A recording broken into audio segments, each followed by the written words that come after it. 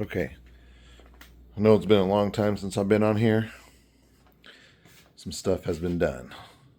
I don't know if I showed this in the last video, but this door panel looks spectacular. Dyed back to the original color. It's in pretty good shape. A little bit of warping, but it looks pretty good. I gotta fix this up here, the gap. But other than that, it looks great. A little bit dusty, a little dirty in a couple spots, but this thing looks amazing. Inside's a mess still. Got wiring. I'm putting new stuff on and trying to make it look nicer. Obviously don't have the steering wheel, the brakes in, and it's all going to be last. But I got brand new carpet for it. It's kind of a mess, sorry. Got my torque box reinforcements installed. Ran out of my battery drained on my welding helmet, and it was blinding the shit out of me, but don't judge my welds. But it's not done yet, obviously.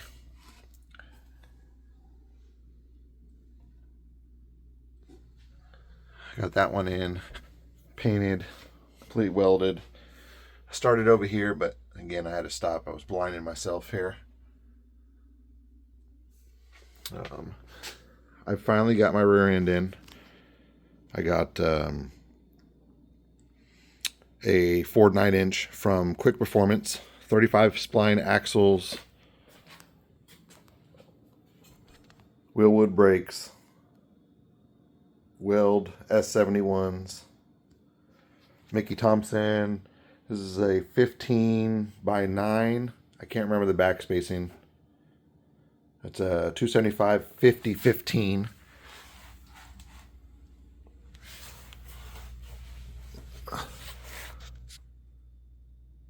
Maximum Motorsport Extreme. Lower control arms. No spring perch. I got them deleted. My QA1 sway bar. It's got tape on there because when I was tightening it, I wanted to make sure it wasn't moving from either side over there. That's the Quick Performance.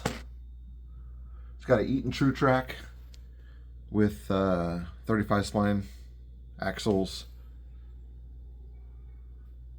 QA1 upper adjustable control arms. QA1 sway bar. The BMR upper torque box reinforcements. I go over to the frame over there. There. Bolted into the frame. I got all that painted.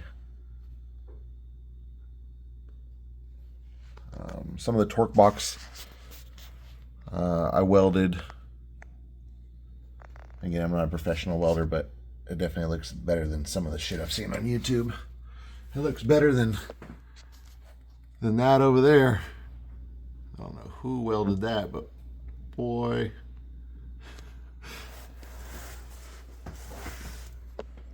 There's some weld for you on the exhaust. I bought it like this. That wasn't me.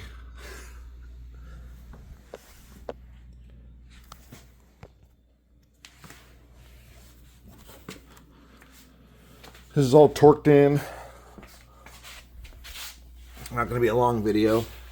I'm not very good at YouTube. The QA1 double adjustables.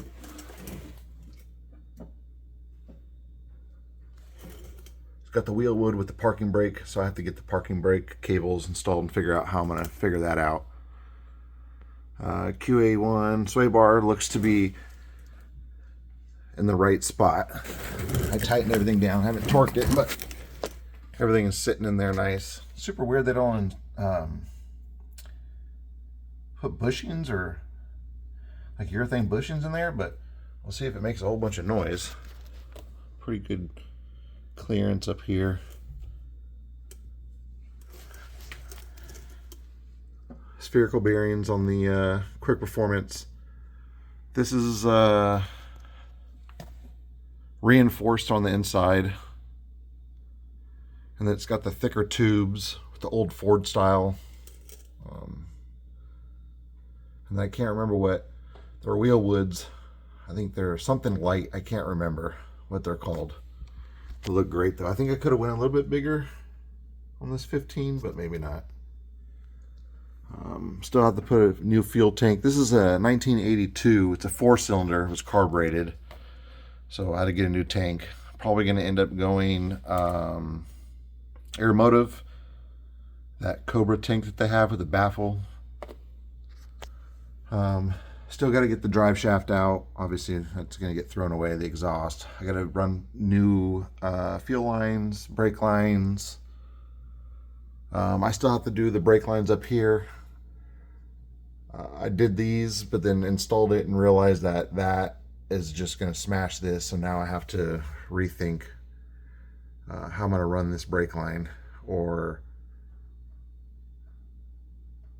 I'm not sure if I can cut that bracket out and just use the bump stop that's up there. It's not installed right now, but I have to figure that out. But everything else looks good. Here's the BMRs. They go to the upper torque box, and then you see I got the actual bolt in / weld in. I welded that one, drilled that one kind of crooked, but it still works. Some of my welds I did down here on the torque boxes. Everything's looking good. Not real good at editing or anything like that, but the car's coming along. Like I said, this is the 82 coupe. They didn't make very many color on this. It's a two-tone factory. I'm probably not going to repaint it. The body's pretty straight. There's a couple little dings and dents in here, and paint's kind of faded here and there. And but I think I'm just going to clay bar it, wet sand it, and then maybe clear it. I kind of like the patina on it. It's got an aftermarket sunroof, which is kind of shitty. I'd rather not have a sunroof at all, but if I had one, I'd rather it be factory. So that kind of sucks. Not sure how I would go about. I mean, I'm not a metal worker. I wouldn't be able to do that. Don't have the tools or the knowledge to take that all out and put a piece of metal in there and have it all welded in and not look, just go back to a solid roof car. But when I first bought it, this handle was broken, and it was a pain in the ass to find that handle because this is an extremely old sunroof, moonroof, whatever, and it was leaking on the inside. Luckily, there's no rust anywhere. This car is immaculate with rust. So all this got cleaned underneath here, and I put this kill mat, this thick kill mat in here. Obviously, I'm not going to put it there, but I cleaned everything. I know it's dirty there, but I cleaned everything. Stopped here because I had to do my torque box reinforcements. So everything will get vacuumed out, cleaned down with dish soap and wiped down dry, and then the rest of this kill mat will go all the way. The trunk's pretty much already done. I have a bunch of stuff, interior stuff in the trunk. As you can see, some of the kill mat. So I'll finish this, go up on the wheel tubs. And then I'm probably going to have to make a new back piece for up here because it didn't have one. But everything else looks pretty good. I resealed the windows with new butyl. They got all cleaned out, and all the trim was chrome. There's my Instagram if anybody wants to follow me. I got way more stuff on my Instagram than I do on YouTube as far as the process goes. Door hinges need to be replaced. The door kind of sits wonky. It doesn't really shut that great, but you can see the alignment's way off. That'll get, well, it looks better there, but it kind of pokes out on the bottom when you close it all the way. I mean, obviously there's a gap in it because it's a pain. I got to adjust the striker. I bought new strikers for it, but this thing sits real nice. Really happy with it. Obviously, the front, it's a 4-cylinder. The 4-cylinder's still in it. It didn't run the greatest. I have my dash and stuff on the hood, so I'm not going to pop the hood, and it's too super. Yes, sir. I'm not going to pop the hood, but the motor did run. Still got the 4-lug original rims. on the front just because I don't have the front suspension, K-member, control arms, coilover brakes. Once I get that, it'll probably be this spring, summer. Then I'll yank the motor transmission. It's got an automatic. I believe it's a C4. None of this is going to stay. I still not knowing what I'm going to do as far as motor wise. If I'm going to end up leaving it forward or do an LS in it.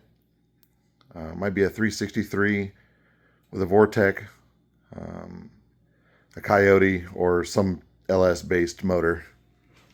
We'll see what happens. Oh, I bought new tail lights. This is brand new. This was like old stock. Dude had it still in the box. It's kind of dusty, but this light is immaculate.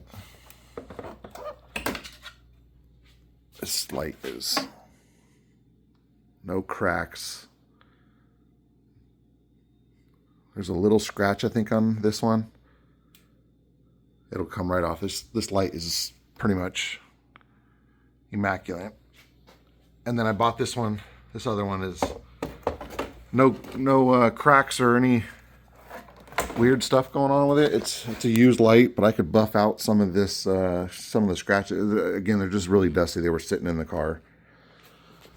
So I bought those. One of them was brand new. These on here still have the originals, but they, as you can see, it's sat outside and they're all cracked and everything. I'm gonna try to sell these, I don't know, $50, $100 or something. None of the lenses are cracked or anything in there. So I mean, it's a pretty good tail light. But I see those little tiny hairline fractures in here. Like this one's a lot worse. They when I had it outside, it hasn't been outside in a few years. It's been in my garage. When I did have it outside, I did have this cover on it. But when I didn't, these weren't leaking or anything. No water was getting inside of them, but I just wanted new tail lights. So I got a Marty report on it. It's actually a pretty cool car.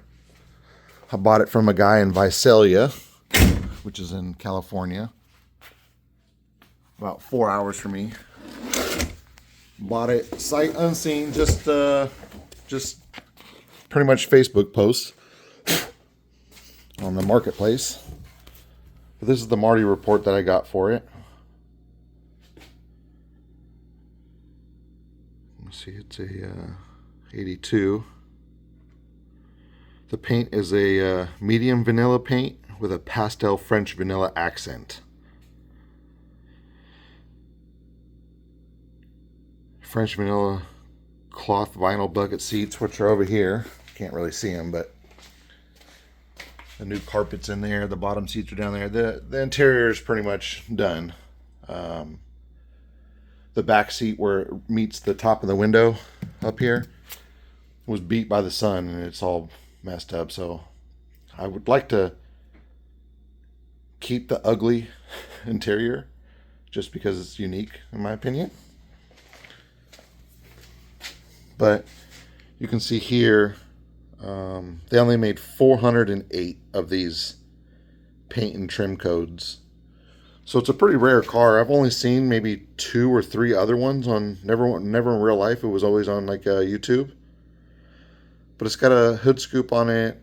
It had tinted glass. I took all that stuff out. It's got a defrost in the rear window, air conditioning, power door locks. It does have manual windows. Which is okay with me. The hood scoop, it's non-functional. There's like a plate in front of it. Let's see if I can. I got a bunch of shit in the front of here. The disrespect of this car right now, huh? Which I thought about pulling it off. It's only held on by I think 4 or 6 bolts and then cutting this out. And I don't want to change the hood. I don't want to buy an aftermarket cowl hood for whatever motor swap I do. I really don't want to cut this hood, but I think it would be cooler if the supercharger poked out of the hood underneath that hood scoop than it would be to put a cowl hood on it, personally. I don't know. I'm still super far away from getting this thing on the road. Unfortunately, you know, I'm a sole provider. I'm the only one that works for my family, and my wife stays home, takes care of my kids, and that way I know they're home safe. And I just work and pay bills. And unfortunately, I live in California in the Bay Area, which is like the most expensive place to live on earth because of everything that's going on, and I absolutely hate it here, but unfortunately I have a really good job here and I have to stay. I hate everything about this state, but I mean, it's got a lot of beautiful parts, but this state sucks. Anyway, it's just a kind of a quick update on the car that's going. Appreciate if you guys follow me on here, and then follow my Instagram here. I got a lot more updates on there than I do on YouTube, just because I just don't really have any time to make YouTube videos, and I apologize, and I'm not a YouTuber, so I just make videos just to keep you guys updated. And yeah, sorry I didn't take a video of the install or anything, but maybe I'll get a GoPro and start filming some of the stuff I'm doing to this car. These rims are killer. 17s up front, same brand. Weld S71s are going to be 17s. Maybe like a 255 or 265 or something like that up there. I don't know. I haven't figured it out yet. Still a long way to go. All right. Happy New Year, guys. You guys have a wonderful night.